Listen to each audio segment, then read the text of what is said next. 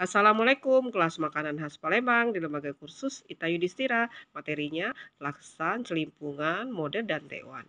Ini proses pembuatan laksan ya. Penumisan bumbu kuah laksan. Ini kuah laksannya. Proses pembuatan celimpungan ya. Ini hasilnya.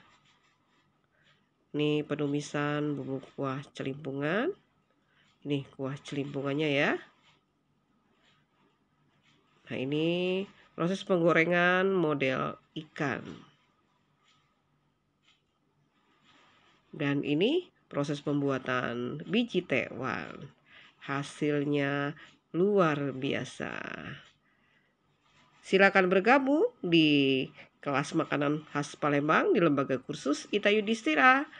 Hubungi Ita Yudis 0813 6770 2798.